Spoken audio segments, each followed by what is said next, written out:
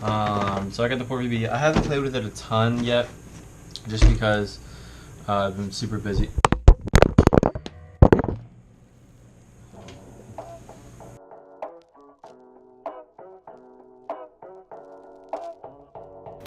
So what's up, guys? Today we are going to kind of be going over what I kind of have planned for the rest of the summer and kind of show you some new toys that I got, or a new toy that I got. I'm very excited about, and I kind of haven't played with it much, but bear with me. I'm really excited to kind of introduce you guys, and I'm really excited to learn new things, because you know, if you stay complacent, then you'll just be bypassed and you won't learn new things. So I want to learn new things, and I'm really excited about it. So, and also I'm kind of going to go over what else I've been doing, kind of like on the side. Haven't been videoing much. I've been really busy with work and doing schoolwork as well. So this would kind of be like an update video into what I've been doing. Alright guys, so I'm kind of going to go right into it. I'm going to show you guys kind of like the car stuff I've been working on, what I've been doing. I've been doing some stuff behind the scenes. I did finish rebuilding the car, so I apologize. That's on me. But it's up and running. It's running great. I got some new stuff for it, so I'll definitely show you that, what I got, and where I got it. I'll also show you, I've been rebuilding my LST2, which is awesome because I've been wanting to rebuild that, and I got a brand new engine for it, which I will show you.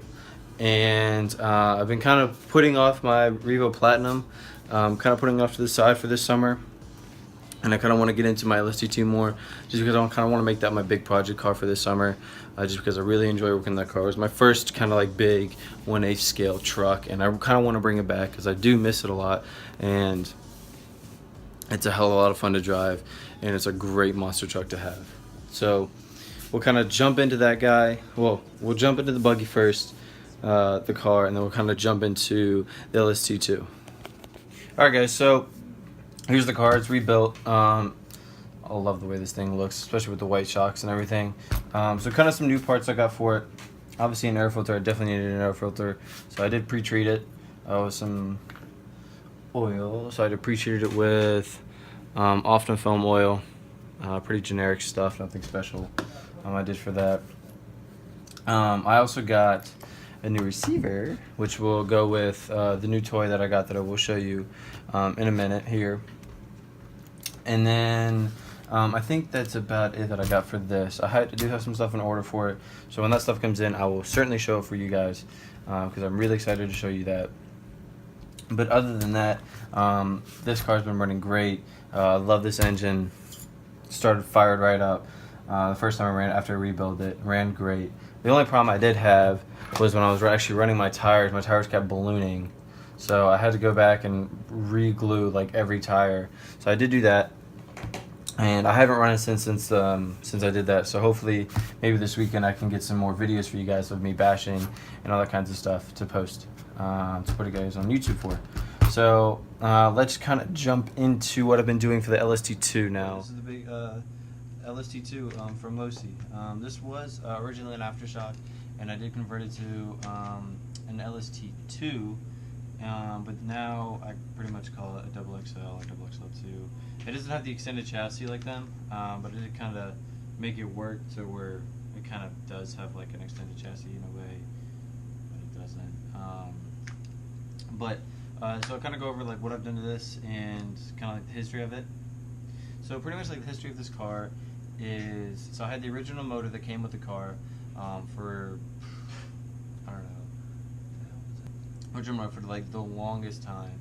And then I got rid of that motor, and I got an LRP 0.28, got another LRP 0.28, burned both those engines out, and then I decided to get the gasser motor, just because it's really cool. You can take gas, and I don't have to constantly buying nitro gas. It's more expensive. Gas is much cheaper, but you have to buy the oil for it. Blah blah blah blah blah. There's always these big back and forth things. But I wanted to try it out. I thought it'd be really cool to have kind of like a gas engine, an actual gas engine inside my car. And the reviews I read from it, it's kind of hit or miss. I thought people were like having crank issues. People were like piston rods are blowing up, or a whole bunch of stuff. But I haven't really run it that much. I haven't really broken it in that much, because I haven't really gotten the setup right, since this is a different chassis compared to the XXL. It's not a complete drop-in by any means, honestly. Even the motor mounts, like these are the stock motor mounts I got with the car, and they are nowhere close to what this motor even fits. Like, it is by far not easy. Well, it's I wouldn't say it's completely difficult, but there's definitely some modification going to do it to the chassis and to the motor mounts. So pretty much what I've done to it. So I got a new motor for it. I got new servos for it. Well, I kind of stole them from my my Revo Platinum. They are the 9100 series from JR. The high speed and the high torque on the bottom. I am running a singular servo on the bottom. I just hit screw the other one just because it doesn't make sense to have two of them down there, honestly. In my opinion, it works great with just the one from what I've used and everything. But honestly, my biggest thing now with this car is that I did have my gas tank crack just because I didn't run it for a while, and I guess it got hot, the gas got hot, and the gas is expanded in it or something. I don't know what happened. And it cracked like a little piece along here. There's a whole bunch of like white stuff and all that kind of stuff like all around it and whatnot. But it is fully functional and it does work. I've pretty much just used putty, some type of like painter's putty or putty something or another. I don't know what it is exactly, but it is it does seem to be working, and it does seem to be working well. But and something to obviously secure this more permanently. I think before I just zip tied it on there, but I want something to look a little bit better than just having it zip tied. Obviously this isn't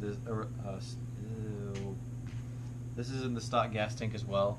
I had to get the actual gas tank just because it did not fit or did not work well with the gas motor, just because I guess the back pressure or it just didn't work well. But as soon as I got this, like, I had to completely like go back to stock needle settings and everything and completely retune it. So this thing is like running super rich and super sloppy and whatnot. I will have a running video of this weekend, so please stay tuned for that. I will upload that this weekend, or make it this weekend, so hopefully it'll be up by this weekend or early next week. But that's just kind of like my big project car for the week. The biggest thing I need next for this to run right is a new LiPo. So for this, the CDI ignition system, it does require a LiPo. Well, it doesn't require a LiPo, but get a LiPo. I did try running just a standard like nickel metal hydrate 1600 amp battery on it. There was a lot of glitchiness, a lot of interference and stuff, and I'm just running my old DX3C radio system and whatnot. So that's my biggest recommendation, is definitely get a LiPo battery for this if you can. So that's pretty much like the big update for this and what I've been kind of doing for it. I think plans for the summer for it, honestly, just get new sets of wheels and tires and some new stuff that I will show you here in a minute, that I will adding some accessories to this car and my my JQ the car. So let's get into that, because I'm sure you guys are excited to see that. I haven't played with it a lot, but I'm really excited to start using it with honestly all of my cars. What sucks is that I have to convert all of my receivers now to Futaba, which honestly might be a good thing, just because Futaba is much better in their receiver department / transmitter department than Spectrum. With their new, I think, DX5, I don't know what the last letter is, but I've heard it's been having a lot of problems, like overheating and not working right. So I decided to go with the 4Pv. I'd love to get the 4Px, but I'm not dropping $600 on a radio. Like, that's just not happening. I'll kind of go ahead and show you what the radio is and kind of like my first thoughts and opinion on it, and then we'll kind of just go from there.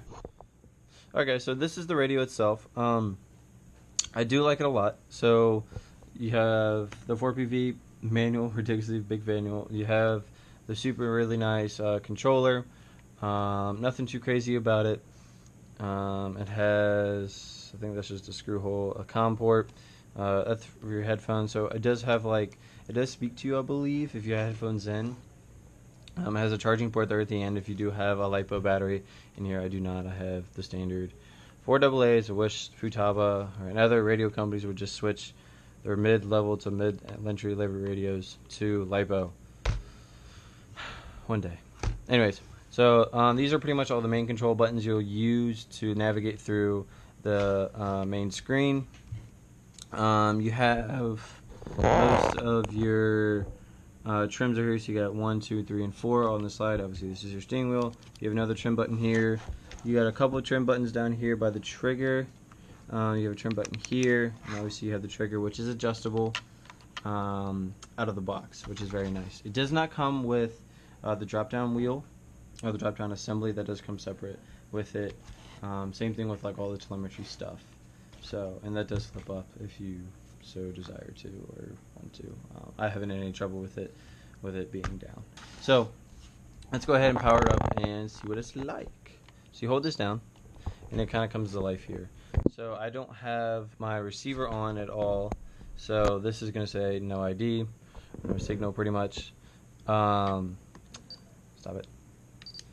So up here you have your timer, you have your battery voltage of the actual thing, you have the name of the car, which is how to hook up to that. This is the name or the actual model number of the receiver. Actually, no, I think so. Well, I think that's just what it put, or I think that's just what I put inside there. I'm not 100% sure. These are actually steering and throttle trims here, and then you have your dual rates, you have your alternate, whatever. So these right here are actual telemetry measures. So you have your RPM sensor, or you can change it to miles per hour. You have your voltage sensor, you have your temperature sensor, and this is, I believe, this is your so this is the receiver battery voltage. This is your temperature sensor. This is your external battery. So if you had another sensor, if you had, I believe, if you're running an electric car, you can have a sensor to hook up with that. So, and then these down here actually are like live feedback of your actual trims. So there's your throttle, and then here's your steering. So that's pretty cool. So we'll kind of jump right here into the menu. So I kind of just hit down on the little D-pad thing here, and you're going to kind of take into the menu. You have 3 different menus. So you have 1, 2, and then 3. There's a whole bunch of stuff you can do in here. It's all laid out in the manual, and it's very, very detailed, and it actually did help me kind of set up everything the way that I have one of my cars set up right now. I am going to order my telemetry sensors for my car just to try it out first and see how I like it. Then I'll probably maybe order some other ones. They are pretty pricey. I think like $50 a sensor, unlike Spectrum, which are like $10 or $15 or something like that. But it might be worth it, so we'll find out. See how that goes. So stay tuned for that. If I do end up getting that, I think I pretty much am. But you can kind of go through all through these. I don't know what this custom menu is yet. I think you can just customize like your different things, and I think you can just easy access to your menu if you have a certain menu items you want to look at quickly or whatever. So this is kind of like my first review on it.